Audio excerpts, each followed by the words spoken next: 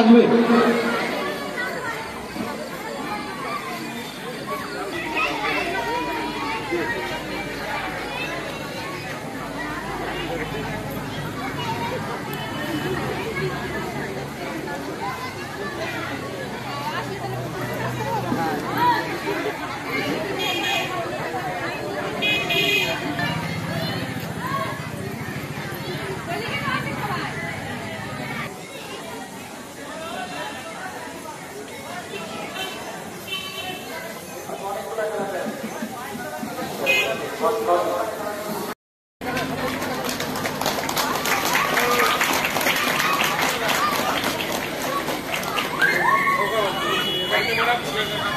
পুষ্পস্তবক আমাদের অনিল সিং মহাশয়কে ব্যাস করে বরণ করে নিচ্ছেন দীপিকা বিশ্বাস। এবার পুষ্পস্তবক দিয়ে বরণ করে নিচ্ছেন পুনম সরকার।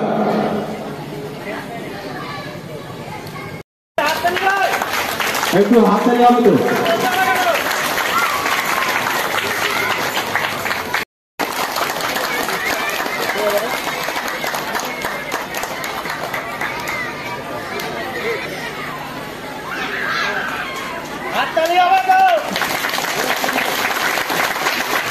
সম্বর্ধনা জানাচ্ছেন।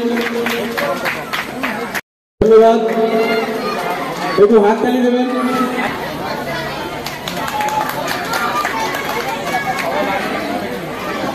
মাননীয় শ্রী বাবলু চৌধুরী মহাশয়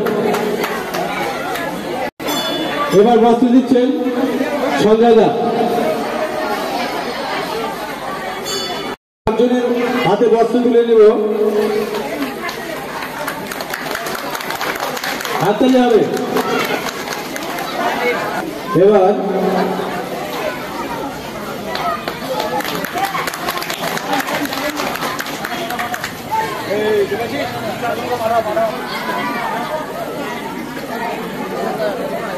আমাদের আরো একজনকে বস্ত্র দিচ্ছেন মাননীয় সমাজসেবী রাজু সিং মহাশয়। আপনারা জানেন সারা রাজ্য জুড়ে আছে কালী পুজো, তার পাশে আমাদের গাজলে আজকে যে পুজো আয়োজন এবং রাখা হয়েছে এই ক্লাবের পক্ষ থেকে। গেল বছর আমি এসে আপনাদের এখানে মাঝে কম্ম বিতরণ করেছিলাম, এই বছর আপনাদের মাঝে এসে আমি বস্ত্র বিতরণ করবো আজকে। এবং আপনাদের কাছে আমি ক্ষমা চেয়ে নিই, কেন আপনারা অনেকক্ষণ ধরে দীর্ঘদিন সময় ধরে আপনারা অপেক্ষা করে বসে আছেন। সত্যি খুবই আমারও খারাপ লাগছে এবং আমার লেট হতো না। কিছুক্ষণ আগে প্রায় 6টা সাড়ে 5টার আগে আমরা নিমতলা একটা অসহায় মানুষের বাড়িতে অন্ধ, তিনারা রাস্তায় ভিক্ষা করে খায়।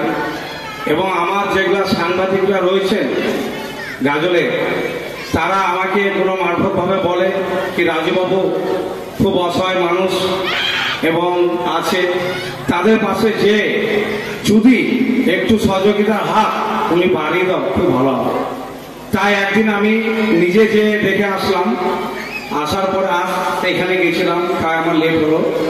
আমাদের যে সাংবাদিক রয়েছেন নারায়ণদা এবং বাপিদা, বলাইদা, এদের নেতৃত্বে আজকে ওখানে নিমতলা, নিমপুকুর, পাঁচপাড়া 2 আজকে যে দেখি ওনাদের বাড়ি বৃষ্টি পড়লে প্রচুর জল, কাদা এবং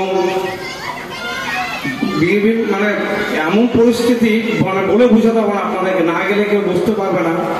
তো সেই মায়ের ওখানে গিয়ে আমি 3 মাসের যাবতীয় চাল ডাল যা লাগে, এবং আমি এটা বলে এসেছি আগামী 15 দিনের মধ্যে ওনার বাড়ি আমি একটা কিনে করে দেব। তো যা হোক, আপনাদের সকলকে দীপাবলির তৃতীয় শুভেচ্ছা গোটা গাজলবাসী মালদাকে আমি জানাই। নমস্কার, আমি আর বেশি কিছু বলবো না। আপনারা সকলেই পরিবার নিয়ে ভালো থাকুন, সুস্থ থাকুন। এইবার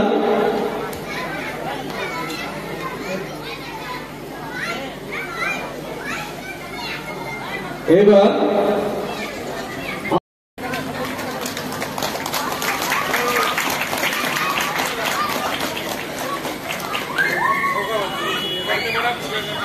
পুষ্পস্তবক